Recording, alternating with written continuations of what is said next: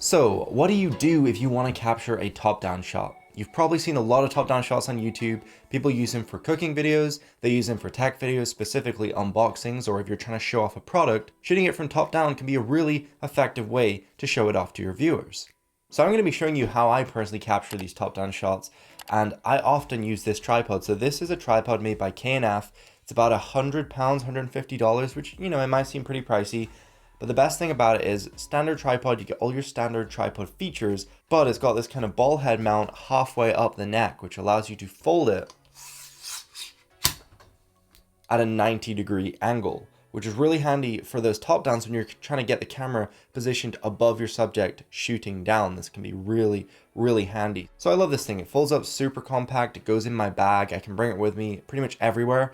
And another feature it has, it's got a detachable leg, which turns into a monopod. So you pop the leg off, you pop the ball head mount on top, you got yourself a monopod. So there's a ton of features packed into this single tripod. So you don't need like, a C mount or some of the craziest kit in the world to capture a top down. You just kind of need a tripod. And if you don't have a tripod which has this sort of 90-degree neck, you can actually use a standard tripod. Simply just extend two of the legs longer than the third leg, and then you kind of lean it against your table. And then you have a ball head mount, and you can just go ahead and actually move and position your camera once you've got it above the table. So, you can pretty much use a standard tripod for that. Obviously, I would maybe put some weights on the bottom because, if you've only got two legs supporting it, it's going to be a bit unbalanced. So that's my advice for you there. But honestly, I would just pick up one of these. I think you could probably pick up other brands, cheaper versions, but I really like the idea of having all this just packed into a single tripod. Now, obviously, there's more to it than just, picking up one of these or picking out some kit to position your camera overhead.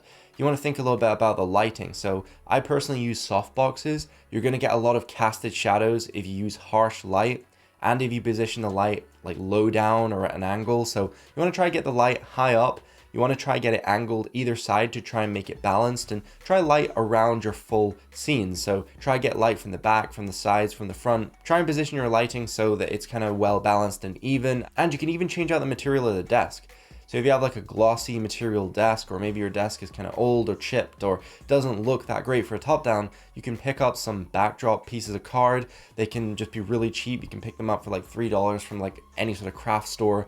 And they're really handy. You can pick up different colors, just place them on your tabletop, and then you can actually add props to build up your scene and make it look like something better than it is. So when people are watching, they're not going to think, this guy, just filming on a piece of card. People aren't going to think that. They're going to see it, they're going to see the colors, they're going to see all the props, and they're going to think, wow, this guy's like a really good setup. But they don't actually realize, it's just a crappy desk with like a piece of card on top. No one's going to know that. Now, something else you can do is add some colored lights. So you could easily turn on an LED strip, or even just turn on your monitor to, point down, reflect some colored light. Whatever you have, really, you can make it work. I personally have a little LED panel. I use that sometimes to try and get some cool lighting if I'm using a dark or a light backdrop. So if it's like white or black, you can sort of bounce off some of the light and make it look a little bit snazzier than it does from just being plain black. So I mentioned props before.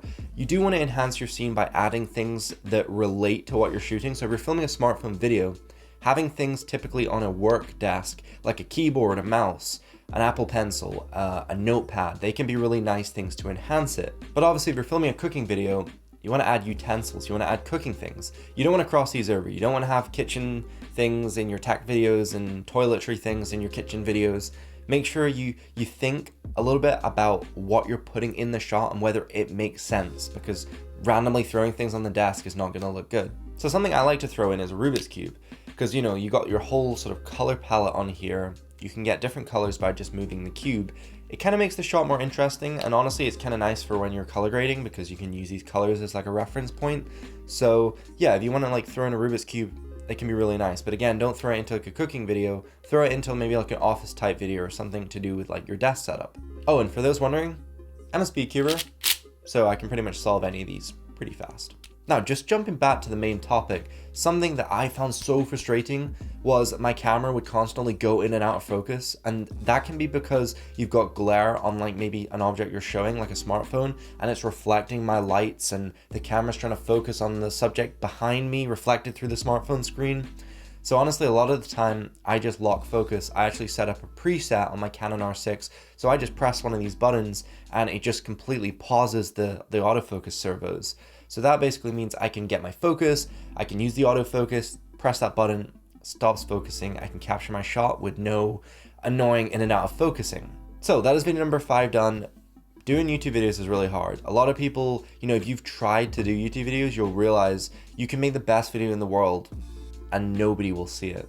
It's true, you can put in all the effort and no one will see it. It takes time, and I really appreciate all of you guys subscribing and liking. There's about 100 of you so far, and I really appreciate that because it's really hard to sort of get somewhere on YouTube, and I really appreciate my tech channel and all the fans coming over from there. So you guys mean everything to me, and every single day I wake up I'm thinking about, how do I make this video better? What do I do a video on? Like, how do I make it good for you guys?